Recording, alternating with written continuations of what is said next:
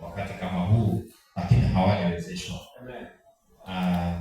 Wengine wako hadi mahututi, wengine hata hawawezi tembea, na wengine tunawaweka kwa udongo. Hata direction ya watu saizi wanaenda ni kujuza. Bwana Yesu asifiwe.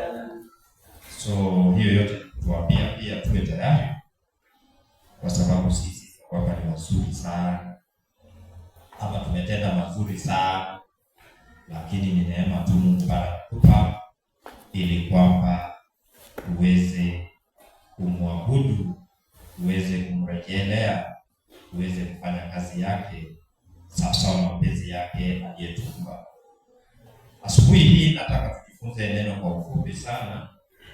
Neno letu la leo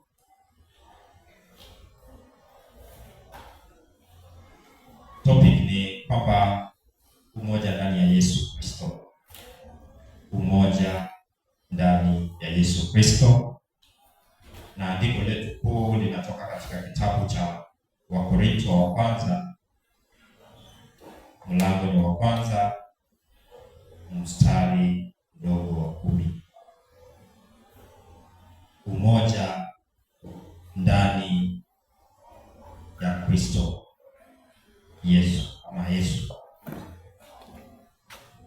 Wakorintho wa kwanza mlango wa kwanza mstari mdogo wa 10.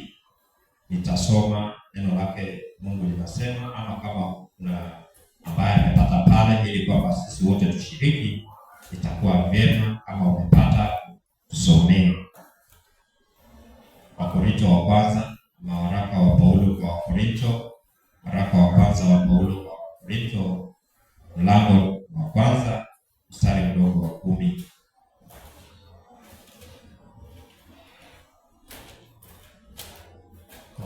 Amen.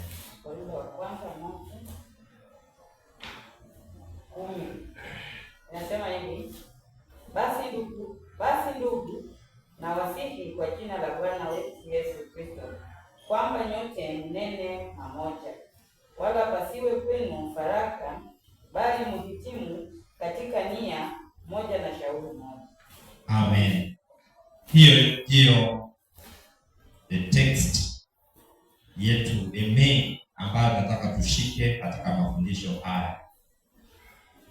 Ni kwamba katika barua ama waraka wa Paulo kwa Wakorintho, ile waraka ya kwanza aliyowaandikia, aliwahimiza katika mstari huo kwamba hawa ndugu wawe na umoja, wanene kwa umoja, pasiwe faraka, bali wahitimu katika nia moja na shauri moja.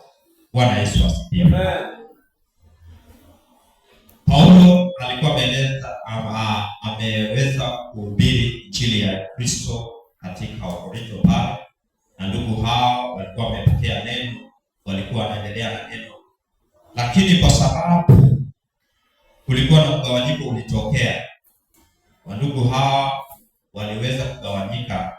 Wengine wakawa kama ni wafuasi wa Paulo, wengine wakawa ni wafuasi wa Apolo. Ikaleta mfarakano katika maeneo pale. Bwana Yesu asifiwe. Ndipo Paulo akaandika waraka huu akiwahimiza kwamba wawe na umoja ule ambao ndani ya Yesu Kristo, kwa sababu wamempokea Yesu Kristo, lazima wawe na usemi mmoja. Bwana Yesu asifiwe. Tunapoongelea umoja ndani ya Yesu Kristo, umoja huu hautoki pengine.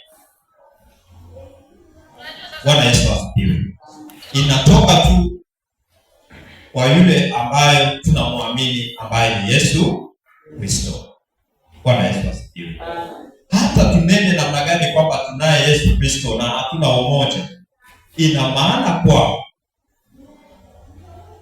bado hatujampokea huyu Yesu Kristo kwa ukweli.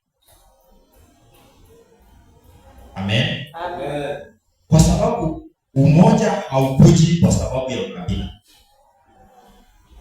Umoja ndani ya Yesu Kristo haiwezi kuja kwa sababu ya dini. lakini ni Yesu Kristo yeye mwenyewe